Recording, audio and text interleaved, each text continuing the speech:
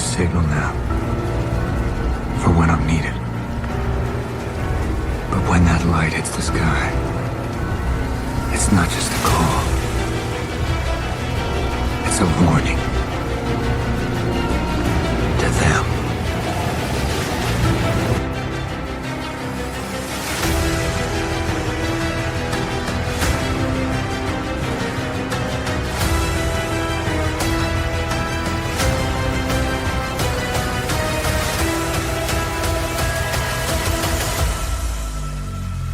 Yes, sir. Welcome to Beyond the Bat Signal. I'm your host, Dominic Yanika. Join me as we dive into the depths of Batman's lore, dissecting the Rogues Gallery and uncovering the stories of our iconic vigilante known as the Dark Knight. Today is something I'm just going to dive right into right now. We are going to be covering Batman 158, Hush 2. Written by Jeph Loeb, and the phenomenal art by the man, the myth, the legend, Jim Lee. I mean, this is issue 1 of 6 from my understanding, and then there's going to be like a little bit of a break, and then they're going to continue with additional 6 for this Hush saga. But should we dive right into it? I mean, I'm going to be covering what happened. Spoiler alert. Like, just if you haven't read it, I highly encourage you to go get this issue of Batman Hush and just take a read. Listen, the artwork is phenomenal. The writing is phenomenal. As you can already tell, I love I want to call it issue 1 of 12, but whatever. We'll say the first issue of Hush 2. And man, does it start off with a banger, and it literally has a foot to the pedal to the metal, and it just doesn't let up.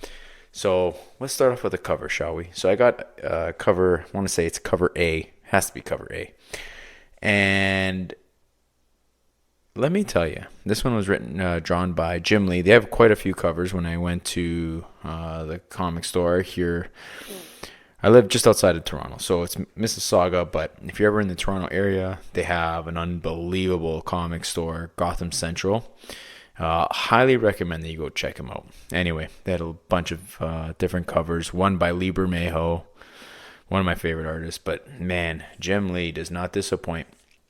This cover has, Batman right in the front with an orange background, but like nice and subtly, they have a Hush in the background.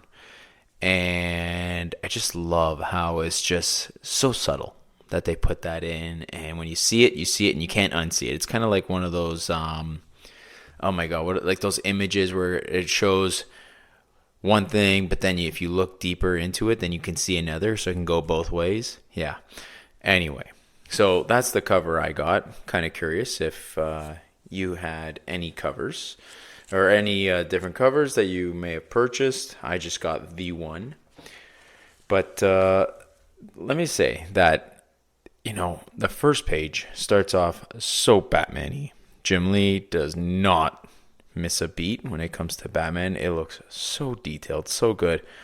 And we got what looks kind of like the laughing fish, and it kind of gave me vibes of the Three Jokers, where you have Jason Fabok drawing all those like laughing fish, but Jim Lee is just, no one else is like him. And Joker's Men they're up to no good. And Batman's trying to take them down through, it looks like what they're about to dump some laughing fish into the water supply. And sure enough, there's some gas that's being released, and it kind of distracts Batman. And then all of a sudden, I guess I'll get into the artwork in just a bit, but I'll continue to talk about the story by Jeph Loeb, who just, does such a good job. And it almost looks like from the back of the truck, Joker with his classic crowbar just whacks him across the face. and sends him into next week. And obviously, Batman's trying to defend himself.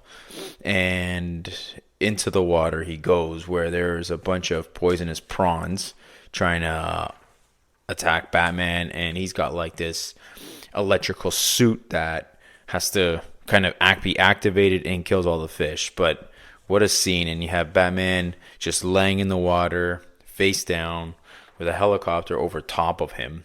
And, it almost seems like he's unconscious. And then we have Joker, who seems like, listen, I just took out the Batman. I'm happy. And out of nowhere, there's like this giant man beast who, in all honesty, I have no idea who this is. Not sure if this is like a new character from Jeph Loeb. I really don't know. Maybe some of you that are very familiar with the comics can fill me in. But at first, like, you kind of see like this like red hand. It kind of reminds me of like Spider-Man's arm, because it was red, had lines going through it. I'm like, I know it's not Spider-Man, just give me Spider-Man vibes. Anyway, and then you see this. It looks like The Rock with long hair. He just looks like a tank, and he's got Joker lifting up and just, I don't know what happens. It looks like he like clicks something, and I don't know if it's a noise, but Joker's grabbing his ears. There's blood around like his ears, and it's like he just kind of goes on his knees, and he's just not liking what he's hearing, and it kind of knocks him out. A shoe is left behind, and let me tell you, like, the way that Jim Lee even drew Joker, and I was just going back to, because I'm like, oh, he looks kind of different from what I remember from Hush, and he does. He looks like a bit more built. Like before, he looked really scrawny. I like this little bit of transformation. But let me tell you that we pick up right where we kind of like left off from Hush, the first Hush, and man, it doesn't skip a beat. So, but we have Batman, Nightwing, and Barbara kind of at the Watchtower and trying to look where Batman is, and he's offline. Like, what the heck is happening? Is like the signal jammed, or is he offline? Like, what's happening? But and then you have Dick being, Dick, and he's just kind of joking, but it's not. Barbara's just not having it at this point. She's trying to take it seriously. And who comes to help out Batman? Someone dressed in green, and no, it's not Poison Ivy, but none other than Talia al Ghul, who Batman's just like, Talia, like, what are you doing here? And where's the Joker? He has no idea, like, where he is and why she's even there. She doesn't explain herself, but she's like, I came to visit Damien, and I have more than a passing interest in the health of his father. So obviously, there's going to be more to the story. That was just like a little breadcrumb that was left for the readers, us. And yeah, so kind of curious as to what that's going to be all about. But she's got like her own little green suit here. You almost died tonight, and I cannot have that, she said. Remember the greater number of people who believe in you, the more there are that will be disappointed in you. Interesting. So then we get this scene of Joker and Hush going face to face, and Hush reveals who this mysterious guy is. His name is Silence. Okay, kind of makes sense. There's Hush, there's Shush, and now there's Silence. So kind of like what he's doing here, and you're like, okay, like, what are you doing to Joker's mouth? It almost looks like it's something to kind of keep his mouth wide open. And sure enough, we were right. Now, there has to be more to it. Shouldn't there be? Like, this guy's a surgeon. Tommy Elliott is a surgeon. So he's a mastermind when it comes to this. But he keeps it where he puts it into Joker's mouth, and he keeps it wide open. And I don't know if it's to not hear him laugh, talk, no idea. But when he says, lower your voice, and it draws them in to your whisper. And then you have Joker kind of just, it looks like he's at where his own little circus there, and he's being tied up and sprawled on one of those little spinning wheels. Oh my God, I'm having a brain fart as to what it's called. And Hush is a pretty accurate guy and very precise. So he's got all of his like little knives that he's taking. It looks like X-Acto knives, and he spins Joker around, and he's just throwing them like he's a dartboard.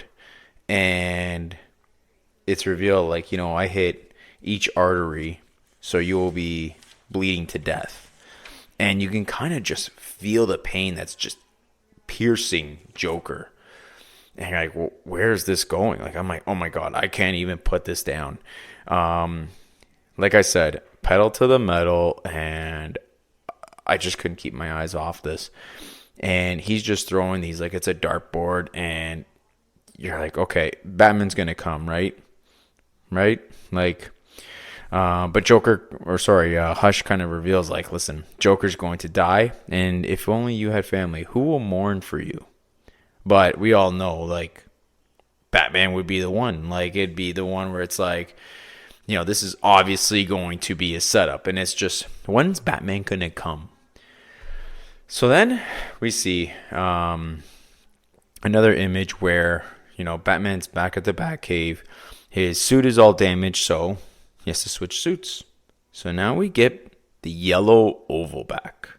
Looks pretty cool. It looks like what was a more of a navy blue cowl is now black.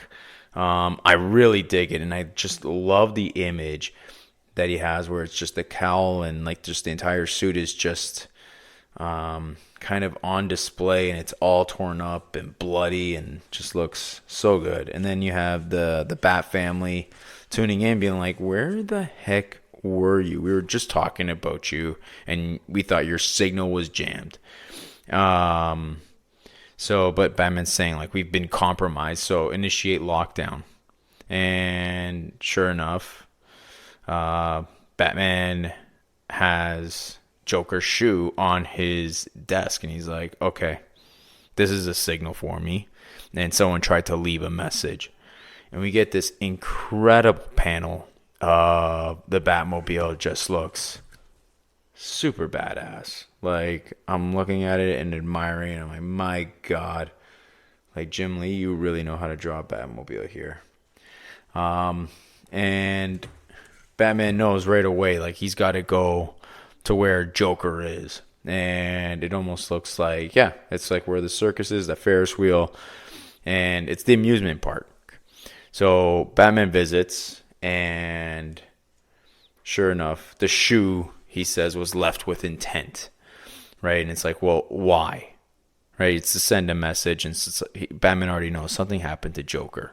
So Batman's walking into the amusement park, and like classic Joker, kind of gives me vibes of Killing Joke, where where there's all those mirrors, but this time it's like all these purple arms that just kind of come out. It looks like Joker arms with guns, and just it's like, oh, there's an intruder, light him up, shoot him. Batman obviously escapes and takes him each arm out with like a batarang, and then you get this incredible shot or panel of Batman breaking through glass. Looks so dope, and I have no idea how long it took Jim Lee to draw this panel, but when you see it, you'll be amazed. I've already just seen it on X and just online as to some of the panels that Jim Lee drew, and man, like, I can't wait to talk about the art. Anyway, Batman goes there, and he is surprised as to what he sees. You have Joker kind of just completely decimated and tied up, and Hush is reminding Batman of all the terrible things that Joker did to him, and it goes way back to the Killing Joke, which I love. It just kind of brings back so many memories, so much history as to what Joker did. And there's only one person that knows Bruce Wayne and Batman so well, and it's like, just to remind him, like, are you gonna break your one rule? And you have Jim Gordon all tied up, and you have him where it's like, he's naked and he's exposed to Barbara Gordon when she was shot, and there was pictures of her all around. Or the one where Robin is being crowbarred to the face and eventually dies, and that obviously stung back Batman. And it's just, you can tell that Batman's really struggling to hear all this and just have these memories be brought back to life. And just, I don't know, you can just see it the way Jim Lee draws. Like, Batman's just on his knees and just quenching his fists, like, out of anger. But I love how Jeph Loeb kind of reminds the reader about all the pain that he as in Joker inflicted on Batman, and Joker's just kind of reminiscing about how long he's tolerated Joker to be around. It's like, listen, are you going to break your one rule? Let this guy just die? And here's a little reminder. Or are you going to save this guy who did all these terrible things to the people closest to you as he lies there to die? And you get a good image, a panel of Joker in the last page where his eyes are black and blue. He's smiling. Almost looks like he has like a broken jaw. But Batman knows exactly who this is. And it's none other than his world-renowned surgeon, Tommy Elliott, that he knows. And Batman, through a thinking bubble, is just like, Hush has returned. And Batman's just like, oh, here we go. Now, this was something else. They had, in my opinion, as a first chapter, it was chapter 1. So here it is. It's called chapter 1. Let me get to the page here. The Pawn. And very fitting. I feel like this was just a fast-paced story, action-packed, definitely memorable. I mean, like, listen, this is something I'm going to go back on. And what stood out? I mean, the writing. Jeph Loeb did an excellent job for chapter 1, pretty much picking up where we left off. Now, and then we'll talk about the art. So the art, Jim Lee does not miss a beat. Like, the fact that we get to have Jim Lee and Jeph Loeb pair up, but Jim Lee draw 6 issues for the next 6 months, take a break, and then we have an additional 6, is God's gift, okay, that we get to enjoy. It's like, it just brings back, like, I remember I never partook in, I never did. I was never able to be part of when Hush was released. I was learning about it. I heard how big it was once it was coming out. But I wasn't buying monthly comics then. I just wasn't. But I remember how big it was and how big of an event. And, you see online 400,000 pre-order copies were sold. Like, and with that dynamic duo, and no doubt Jim Lee's, like, if Jim Lee hasn't cemented himself as the Batman artist, I mean, just look through this issue. There are so many panels as to, like, that you could choose from as, like, these are iconic. And it's hard to choose because, like, the first one I obviously think of is Batman breaking through this glass. And I'm just like, this looks out of this world nuts.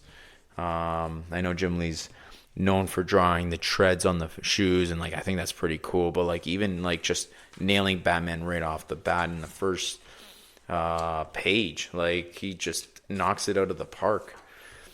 But, like, there are so many good moments in this first issue.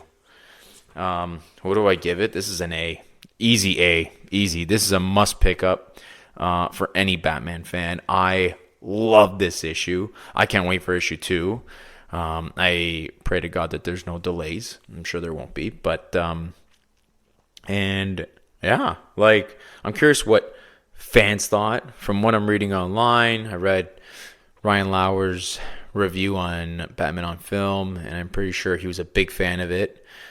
Tune in, end of the month. I know him and Peter Arvera are going to be talking about this and a bunch of other monthly issues in the monthly recap. But my thoughts, this was, and like, just remember, like, I'm a casual Batman comic reader. I've gotten more and more into it.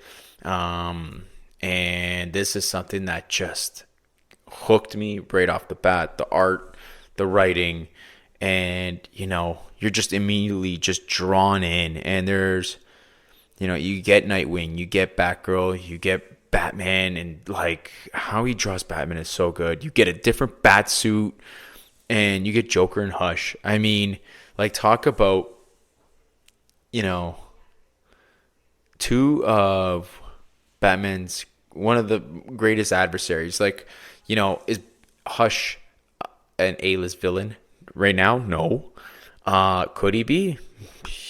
Yeah, why not? I mean, if you go listen to episode 217, I think, on the Batman Book Club, Ryan Lauer and we talk about Heart of Hush and what Hush does to really just, really just lure Batman in like the depths that he's willing to go in order to hurt Batman right at the heart, pun intended. And what he does is just incredible. Paul Dini, I love you, but man, like the way you wrote him, like Hush is a sick man, and sure enough, he wants to see Bruce Wayne suffer, Batman suffer, and Joker suffer. He doesn't even care about Joker. Now, I was wondering, and I'm not sure if many of you are wondering, how does this pick up after the prologue of Hush? So if you're not sure, in 2022, Jim Lee and Jeph Loeb had like a little prologue that was going to be, and then it ended with to be continued. And Batman's looking for Hush. He goes underwater, goes and finds this like little submarine, not submarine, but like a boat, where you can tell that Hush took out the bullets and he's escaped. But then Joker finds him. So how does this lead off into Hush 2? I'm not sure. Someone much smarter than me, Ryan and Pete, will probably know this. So feel free to explain it. But yeah, I don't know. Like, if I were to pick a favorite part, I mean, it gotta be just Hush throwing X-Acto knives at Joker and just putting this thing in his mouth, and you're like, what are you doing? Like, that's got to be my favorite part. And when it comes to panel, that is a tough one. There are so many. Like, even having where you're at the Watchtower, you have Barbara doing her thing, basically putting in the work, while Dick's just doing a handstand in the Watchtower, hacking around, and yeah, like, this is just wild. So go to your local comic shop, pick this issue up. You should have picked this up yesterday. I'm not even joking. You're gonna love it. And if you don't, feel free to email me. Tell me your thoughts. I am open. And if you want to be a guest on, let me throw this out. Open invitation. If you want to talk about this book, open invitation. Email me, beyondthebatsignal@gmail.com, or shoot me a message on X/Twitter @beyondbatsignal. Let me know. We'll discuss this. I am all for talking about this comic. Coming up next, so what's to be expected? So I'm going to be covering all of Hush and the last Halloween, which that episode will probably come out early next week. This one, as of today, recording is March 27th, 2025. So it'll probably be released on the 28th. And yeah, we're going to be doing the last Halloween. And, that's near the end we're on the back half of the last Halloween. So, man, I'm excited. This is so many good comic books. Like, oh my God. And like, I didn't even mention, but Jeph Loeb has 2 issues coming out at the same day, at the same time, with the last Halloween and Hush. Like, and it's just 2 blockbusters back to back. And people are going to spend the money. Anyway, listen, that is going to be it for this podcast. Thank you so much for tuning in. Where can you reach me? you can shoot me an email at beyondthebatsignal@gmail.com. X/Twitter is at beyondbatsignal. And rate and review the show, please. I encourage you, as it helps really spread the word and goes a long, long way. And be very grateful. And be honest, please. Be honest. Whatever stars you think, it's all constructive. Or if you really like it, give it a 5 stars, as it helps spread the word. Now, with that being said, this is Beyond the Bat Signal. My name is Dominic, and we are signing off.